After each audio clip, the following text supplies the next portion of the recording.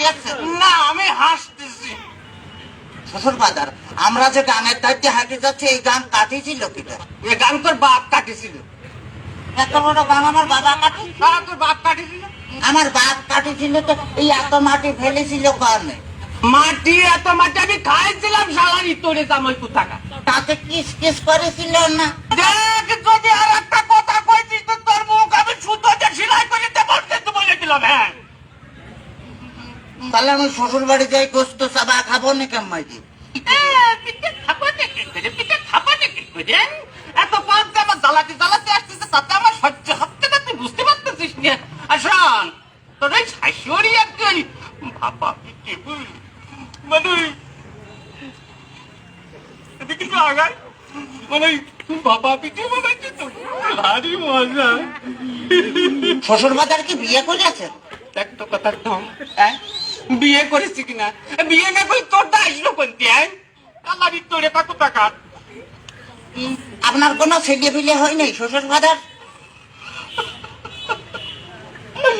কপাল আমার, কপাল আমার জামাই কয় না আমার ছেলে পেলে হয়েছে কিনা কর তো দেখি, আমি কোন দিকে যাই?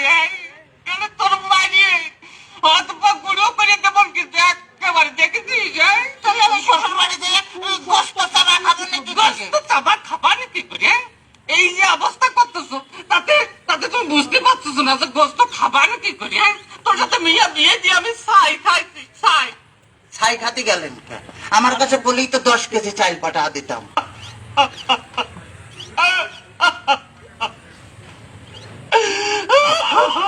কাঁদতেছেন শ্বশুর বাজার? না, হাসতেছি, দেখতেছি। ও আচ্ছা আচ্ছা। আমার যদি কথা বলি যে তোরা আমি একেবারে সাথে দিয়ে পাইয়ে দাঁত ভাঙিয়ে ফেলাতে পারি, একেবারে দেখতে নে। ওই তাহলে তো বললাম আমি যে দাঁত ফেলা দিলে আমি গোস্ত চাবা খাবো না কেমাইজি? তোর দোহাই লাগে, তোর দোহাই লাগে আর কথা কইছে, তোর দুইটা বাতে ধরিস, তোর দুইটা পায়ে ধরিস, আর কথা কইস, আর কথা কইস। শোন শোন, এই ঘটনা আছে কি যে এভাবে জ্বালাতন যদি করিস তাহলে আর আমি পারবো না নে। আমি আর 40,000 গ্রামের মেয়ের বাপকে বলবো, যোগো মেয়ের বাপরা তোমরা আমার মতো এরকম হারামজাদা সওয়ালের সাথে মিয়া বিয়ে দিয়ে না। মেয়ে বিয়ে দেওয়ার আগে ভাবিয়ে দেখবা যে সেই মেয়ের জামাই ভাত কাপড় দিতে পারে কিনা, জামার বাড়ি ঘর দূর আছে কিনা, জামাই ঠিক মতো মেয়ের পাশে মানাই কিনা, তারপরেই তোমরা মেয়েকে বিয়ে দিও। শ্বশুর বাজার, হ্যাঁ শ্বশুর বাজার, আপনি কি যাত্রায় অভিনয় করতেছেন?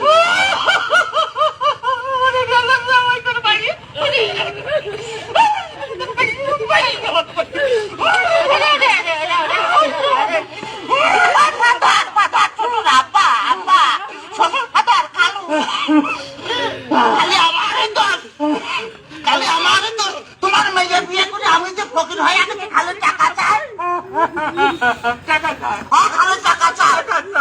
আজ 1,000, আজ 1,000, কাল 1,000, পরশুদিন 5,000, তারপরে 10,000, খালি টাকা চাই আর টাকা চাই। তোমার মেয়ে আমার ফকির বানা হইলেছে।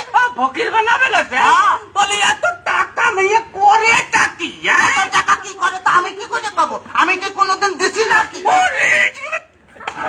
সাথে মোটে আমি বেলাবো না, এটা আমার শহুর বাড়িতে চুরি যেতে জানা। হ্যাঁ তুমি সাবার দিয়ে দিলাম, অত সস্তা জিনিসে না। আচ্ছা জামা লুঙ্গি সব বেজে যাক, সাথেই আমি ফুটবো না, এটা আমার শহুর বাড়িতে চুরি যেতে জানা। আমার ছোট শালি একদিন আমারে কইল চোর, শুনে মনে মনে কইলাম মারা ভাজো দিবা ভিতর। আমার ছোট শালি একদিন খালি আমারে কইল চোর, শুনে মনে মনে কইলাম মজা ভারো দিবারি তোর। সেই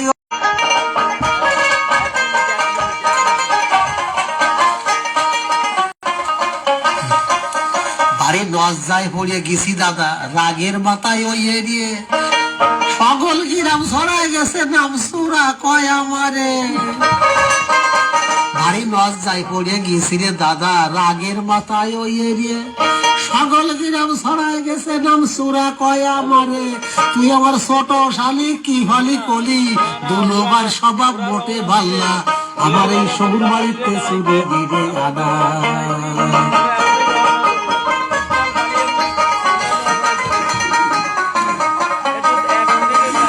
শহুর বাড়ি তো একটা ভাগ্যের ব্যাপার, সকলের মন চায় জাতি, আমার মতন জামাই হলি আমার নজ যাইতেছে কতি। শহুর বাড়ি তো একটা ভাগ্যের ব্যাপার, সকলের মন চায় জাতি, আমার মতন জামাই হলি আমার নজ যাইতেছে কতি। আমার অভাবে স্বভাব গেছে রে দাদা, আমার অভাবে ওই যে স্বভাবের খ্যাতি, নিজের কথা আর অত কব না, এটাই আমার শহুর বাড়িতে চুরি জেগে আনা। তুমি সাবার আমি দিয়ে দিলাম, অত সস্তা জিনিস না, এটা আমার শহুর বাড়িতে চুরি জেগে আনা, এটা আমার শহুর বাড়িতে চুরি এরে আনা, বাহ তাও একটা সাথী।